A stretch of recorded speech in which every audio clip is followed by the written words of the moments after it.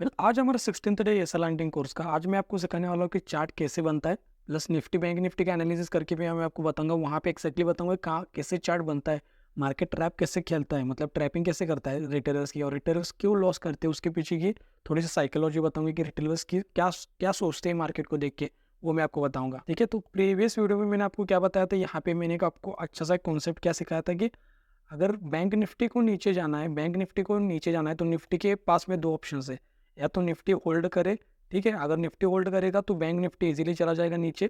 या फिर ऐसा हो सकता है कि बैंक निफ्टी को अगर बैंक निफ्टी को नीचे जाना है सपोर्ट का ब्रेकडाउन करके, तो निफ्टी के पास में ट्रैवल करने के लिए इतना स्पेस होना चाहिए। ठीक है, मतलब कि जैसे मैं आपको यहाँ पे दिखाऊँ, तो यहाँ पे देखूँ मैं आपको क्या समझाना चाह रहा हूँ कि अगर यहाँ पे निफ्टी ने अगर ब्रेकडाउन दिया है, ठीक है, निफ्टी ने अगर ब्रेकडाउन दिया है और मान लेते कि बैंक निफ्टी का सपोर्ट ही है, ठीक है, मान लेते कि यहाँ पे बैंक निफ्टी का सपोर्ट है और बैंक निफ्टी यहाँ पर है, तब निफ्टी थोड़ा और नीचे आ सकता है क्योंकि बैंक निफ्टी के पास में सपोर्ट है।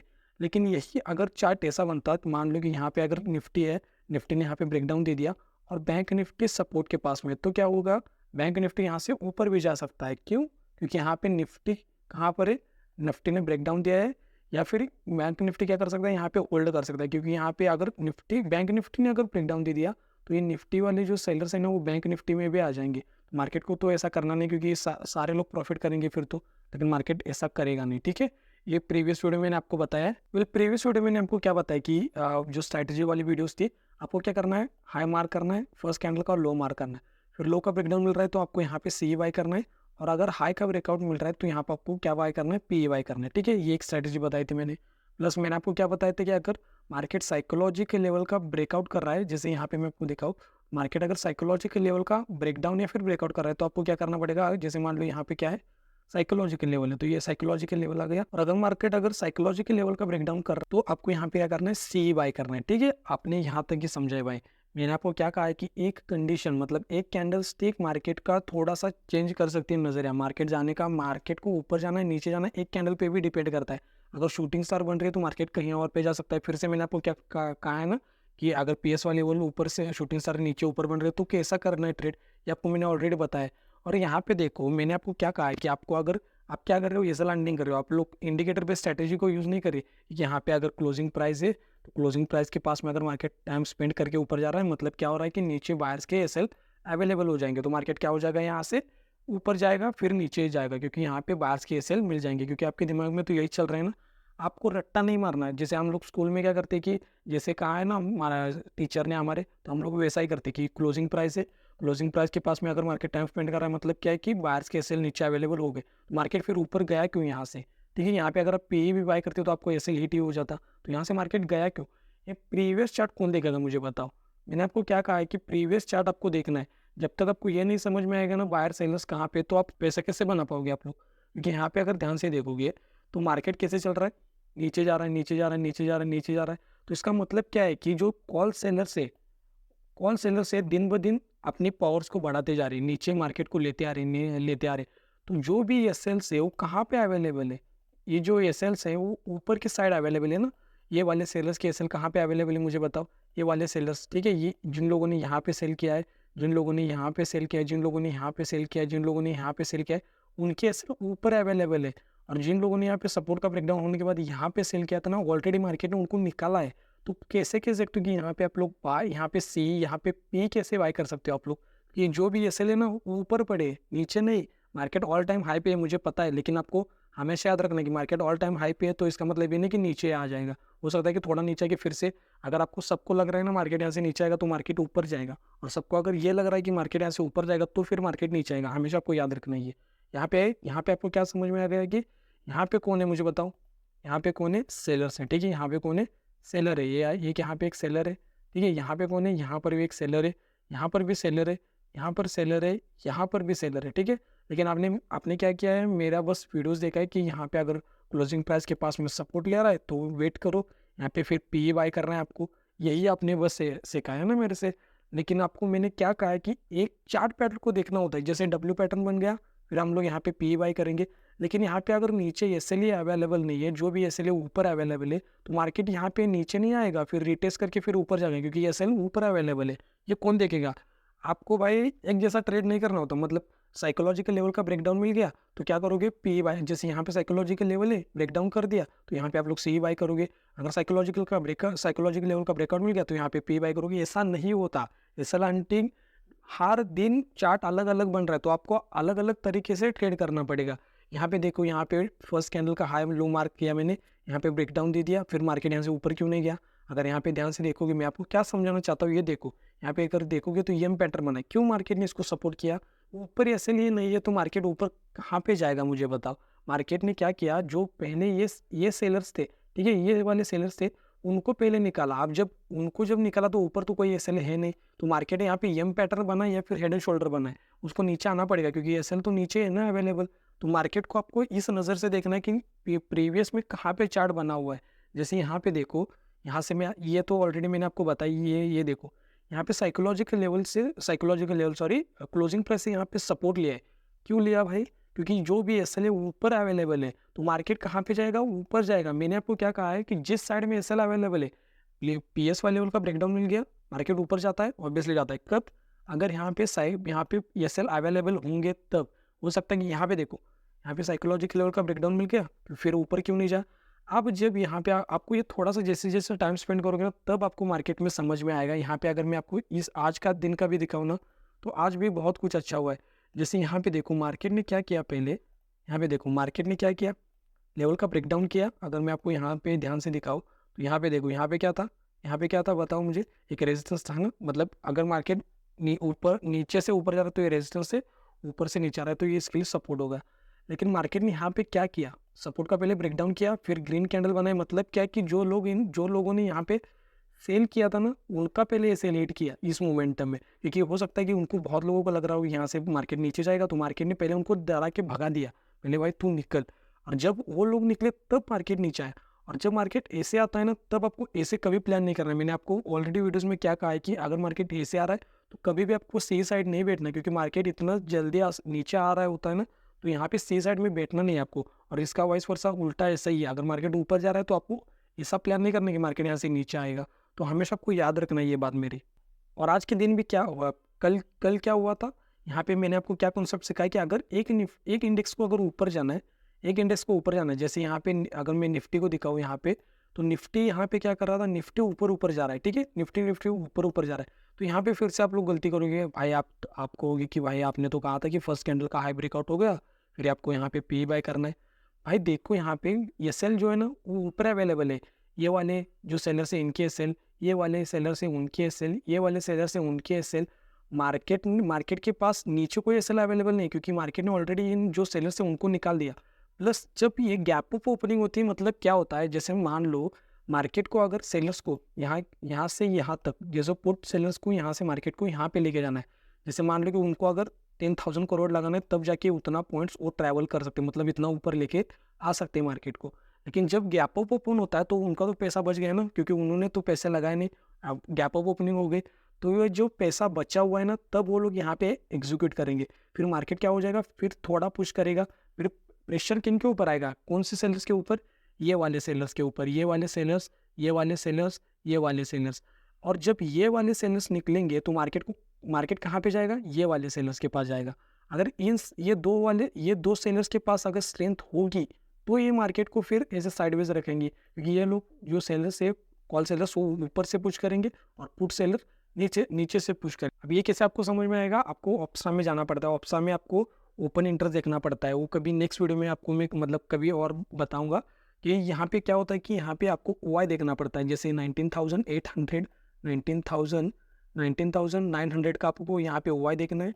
फिर यहाँ पे कौन सा है 90,750 का यहाँ पे पुट का ओआई देखना होता है, यहाँ पे कॉल का ओआई देखना होता है। अगर यहाँ पे आपको ओआई ज़्यादा दिख रहा है, यहाँ पे ओआई ज़्यादा दिख रहा है, कोई नीचे कोई कम, यहाँ पे कोई पोजीशन बढ़ रही है लेकिन कम नहीं हो रही है, ऐसा आपको दिख रहा है, तो हो सकता है कि यहाँ पे मार्केट साइडवेज हो जाए, क्योंकि ऊपर से कॉल सेलर्स वाले दबा रहे हैं मार्केट को, यहाँ से पुट सेलर वाले दबा रहे हैं, तो मार्केट क्या हो जाएगा, एक रेंज में फंस जाएगा। तो ये आपको देखना बहुत इंपॉर्टेंट है। क्या करता हूँ मैं, ऑप्शा में लॉगिन करता हूँ, फिर आपको दिखाता हूँ, क्योंकि आपको ऐसा मतलब अगर टाइम दे रहा हूँ ना तो आपको सारी कॉन्सेप्ट क्लियर होनी चाहिए। तो मैं ऑप्शा में लॉगिन करता हूँ, फिर मैं आपको बताता हूँ, ठीक है। तो अब आ चुके हैं हम लोग ऑप्शा में। यहाँ पे मैं आपको क्या क्या करना पड़ता है, देखो यहाँ पे ऑप्शा में आ जाओ, यहाँ पे ऑप्शन दिखेगा, यहाँ पे ऑप्शन ओपन इंटरेस्ट दिखेगी, यहाँ पे ऑप्शन है ना, यहाँ पे ऑप्शन दिखेगा, यहाँ पे ओपन इंटरेस्ट, तो ओपन इंटरेस्ट पे क्लिक करो, यहाँ पे आप पहुंच जाओगे। ठीक है, यहाँ पे क्या क्या होता है, वाई बिल्डअप होता है, मैक्स पेन, इसके ऊपर कभी बात करेंगे, ये थोड़ा सा फिर वीडियो बड़ा हो जाएगा। ठीक है, ये ओपन इंटरेस्ट होता है, यहाँ पे वाई बिल्डअप होता है। ठीक है, सेंसिबल का भी आप लोग यूज़ कर सकते हो, वहाँ पे थोड़ा अच्छा होता है। फिर यहाँ पे आप लोग जाके सर्च कर सकते हो निफ्टी बैंक निफ्टी। तो मैं यहाँ पे निफ्टी का दिखाता हूँ ताकि हम लोग टॉपिक से बाहर नहीं जाए। ठीक है, निफ्टी का मैं आपको स्ट्राइक प्राइस दिखाता हूँ। तो निफ्टी का देखो, यहाँ पे ओपन इंटरेस्ट पे क्लिक करने के बाद देखो यहाँ पे आ गया स्ट्राइक प्राइस, यहाँ पे होता है स्ट्राइक प्राइस। अगर यहाँ पे ग्रीन मतलब ये क्या होता है, देखो यहाँ पे अगर मैं आपको दिखाऊँ तो यहाँ पे देखो, यहाँ पे क्या होता है, कॉल ऑप्शन वाई, अगर आपको दिख रहा है ना, यहाँ पे देखो। ठीक है, यहाँ पे आपको यहाँ पे देखना है, यहाँ पे थोड़ी सी इंफॉर्मेशन आ जाएगी, उसके अकॉर्डिंग देखना है। यहाँ पे मैं आपको यहाँ पे देखो, यहाँ पे क्या क्या आ रहा है, देखो यहाँ पे कि कॉल का जो वाई, ठीक है, कॉल ग्रीन मतलब कॉल होता है और रेड मतलब क्या होता है, पुट्स होते हैं। ठीक है, कॉल मतलब रेजिस्टेंस ज़्यादा है, पुट मतलब क्या होता है, सपोर्ट। ठीक है, ये आपको पता है कि कॉल सेलर्स के मतलब जो सेलर्स है ना, उनकी नज़र से देखना होता है। आप उस दिन मतलब कल अगर आप जाके देखते ना उस स्ट्राइक प्राइस को, अभी तो यहाँ पे चेंज हुआ है, लेकिन कल अगर जाके आप थोड़ा सा हुआ है फॉलो करते हो तो आपको पता होगा कि अगर आप उस दिन देखते ना, ये स्ट्राइक प्राइस और ये वाला स्ट्राइक प्राइस, इन दोनों में वाई ज़्यादा था। मतलब क्या है कि जो सेलर्स है वो कहाँ से पुश कर रहे, कॉल सेलर्स ऊपर से, और जो पुट सेलर्स है वो नीचे से पुश करे, तो मार्केट क्या हो जाएगा, साइडवेज हो जाएगा। अब देखो मार्केट कब निकलता है, ये बहुत इंपॉर्टेंट है। जैसे यहाँ पे देखो, यहाँ पे मार्केट ने क्या किया कि देखो यहाँ पे क्या होता है कि यहाँ पे मार्केट ने क्या किया, यहाँ पे साइडवेज हो गया, क्योंकि यहाँ पे कॉल सेलर्स ऊपर से दबा रहे और पुट सेलर्स नीचे से दबा रहे। अब जब ये वाले सेलर्स निकलना स्टार्ट होगी ना, प्रेशर किन के ऊपर आएगा, जब यहाँ पे स्ट्राइक प्राइस कौन सा होता है, 19,800 है, 19,750 है, 19,850 होता है। ठीक है, अब जब ये वाले स्ट्राइक प्राइस वाले अगर इन्होंने अगर पोजीशन स्क्वायर ऑफ की, या फिर उनको लगे हाँ मुझे इतना प्रॉफिट मिल चुका है तो मैं निकल जाऊंगा, क्योंकि यहाँ पे देखो, यहाँ पे जब ये जो कॉल सेलर्स है उनकी स्ट्रेंथ क्या होती है, ये स्ट्रेंथ उनकी, कॉल सेलर्स जो है ना, कॉल सेलर्स या फिर पुट सेलर्स बोल सकते हो, जो सेलर्स है ना उनकी स्ट्रेंथ होती है ये वाला मार्केट, उनकी स्ट्रेंथ, क्योंकि यहाँ पे ऑप्शन डीके होगा तो उनको प्रॉफिट होगा। लेकिन हमारी स्ट्रेंथ क्या है, ये मोमेंटम, क्योंकि हम बायर्स लोग हैं, मतलब ऑप्शन को बाय करेंगे तो हमें क्या चाहिए, मोमेंटम चाहिए, मोमेंटम। ठीक है, और प्रीमियम भागना चाहिए। लेकिन जो सेलर्स है उनको क्या चाहिए कि मार्केट यहाँ पे साइडवेज मिलेगा ना तो उनके लिए अच्छा है। ठीक है, अगर मार्केट भाग रहा है तो ऑब्वियसली उनके साइड में, अगर उनके साइड में फेवर में उनके जा रहा है तो ऑब्वियसली अच्छी बात है। लेकिन मार्केट अगर साइडवेज भी होता है तब भी वो लोग प्रॉफिट कमा के ही उठेंगे, और फिर हम लोग यहाँ पे साइडवेज मार्केट में उनको ही, हमारा पैसा जो ऑप्शन देखे होगा ना तो उनको पैसा ट्रांसफर हो जाएगा। तो यहाँ पे आपको क्या देखना होता है, वाई। ठीक है, ऊपर से जो भी स्ट्राइक प्राइस है, अब यहाँ पे निफ्टी है, बैंक निफ्टी हो सकता है, अब ऊपर जो स्ट्राइक प्राइस है आसपास के स्ट्राइक प्राइस देखना होता है। तो आपको ना ये दोनों स्ट्राइक प्राइस को वाई को देखना होता है, क्योंकि मार्केट इतना अगर मोमेंटम किया, और निफ्टी देखो यहाँ पे ध्यान से देखो, क्योंकि आपको ये समझना बहुत इंपॉर्टेंट है कि निफ्टी बैंक निफ्टी कब मूव करता है। जैसे यहाँ पे अगर मैं आपको दिखाऊँ ना, देखो यहाँ पे निफ्टी ने ज़्यादा मोमेंटम नहीं किया है। ठीक है, निफ्टी ने ज़्यादा मोमेंटम नहीं किया। अगर इस रेजिस्टेंस की भी बात करोगे ना तो मार्केट ने क्या किया, रेजिस्टेंस का ब्रेकआउट किया, फिर यहाँ पे कौन आ गए, बायर्स आ गए, उनको ट्रैप किया। अब यहाँ पे बायर्स क्यों आ गए, मुझे बताओ यहाँ पे बायर्स क्यों आ गए, क्योंकि उनके दिमाग में क्या चल रहा है, ये निफ्टी का मोमेंटम चल रहा है, ये वाला मोमेंटम, ये वाला मोमेंटम। अब वो निफ्टी में तो पैसा कमा नहीं पाए, तो वो लोग क्या करेंगे कि बैंक निफ्टी में देखेंगे कि बैंक निफ्टी में मिलता है कि एंट्री, अगर बैंक निफ्टी में एंट्री मिलेगी तो वो लोग पैसा कमाए, ऐसा उनको लग रहा है। लेकिन मार्केट को ऐसा नहीं करना।